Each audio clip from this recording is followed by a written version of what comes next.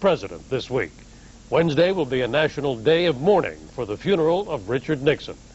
Jacqueline Adams has our report. A steady stream of mourners filed past the Richard Nixon Library and birthplace in Yorba Linda, California this weekend as staffers prepared for the former president's final homecoming. The 81-year-old Mr. Nixon passed away on Friday, 4 days after suffering a massive stroke. I thought he was a great person. And me personally, I don't think he should have resigned. I'm one of those just think he should have resigned. Although he was the only president to resign the office, Richard Nixon will be laid to rest this week with full military honors and all the majesty befitting a former head of state. To me, he was a great president of the United States. He fought for communists. Yes. To me, that's a very important issue, and I'm planning to be here for the funeral. Solemn ceremonies have been planned as the body is transported from New York to California. And starting Tuesday afternoon, Mr. Nixon will lie in state, not in the Capitol Rotunda, but at his library. In death, the former president has drawn praise from many who decades ago opposed his policies. He had a tenacious refusal to give up on his own involvement in this country and the world and his hopes for this country and the world. President Clinton, all four ex-presidents, and a still undetermined number of world leaders will attend Wednesday's funeral. On that day of mourning, federal offices will be closed and mail delivery will be halted so that, in Mr. Clinton's words, Americans can pay homage to the memory of Richard Nixon. Jacqueline Adams, CBS News, New York.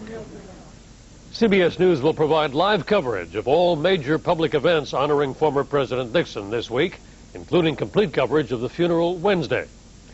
That's the CBS Sunday Night News. I'm Bill Plante in New York. Good night and have a good week.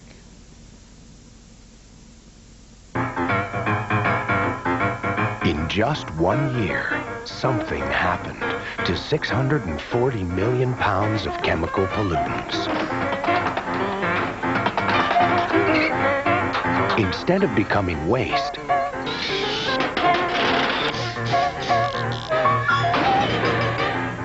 they were captured for recycling. The members and partners of the Chemical Manufacturers Association, working for change. Make your money work harder than ever. Call now for your free Wall Street Journal Guide to Understanding Money and Investing.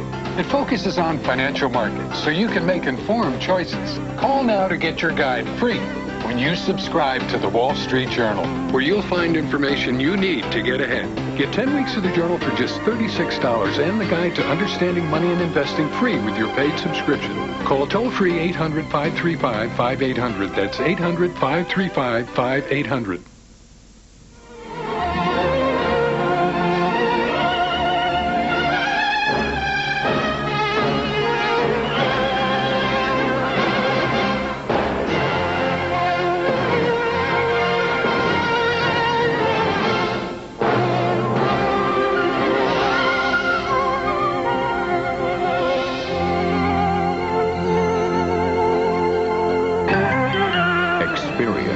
CBS News.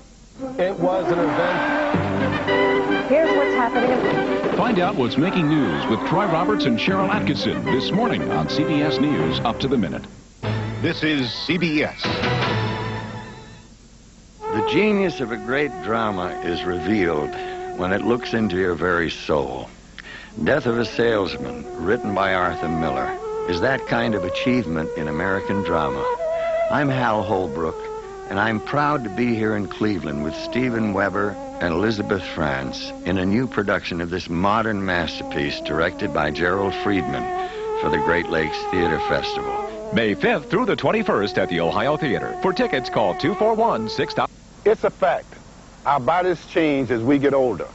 For men, that means a greater risk of prostate cancer.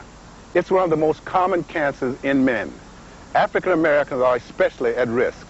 That's why I have a prostate cancer checkup every year. If you are 50 or over, you should too.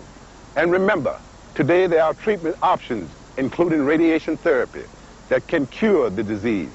To learn more, see your doctor or write today for free information. Dick Goddard, weeknights at 6 and 11 on Cleveland's own News Center 8. From Cleveland's own 24-hour newsroom, this is Cleveland's own News Center 8. good evening. Thanks for joining us. I'm Kathy Cronenberger. And I'm Wayne Dawson. Here's what's happening. What in the world was a young mother thinking about when she tossed her infant daughter's body into a backyard barbecue? That's what Cleveland homicide detectives have been trying to figure out for the better part of a week now. As News Center 8 Lori Taylor reports, police have an idea of whom they're looking for, but they still don't have a name. And that's where you could play an important role.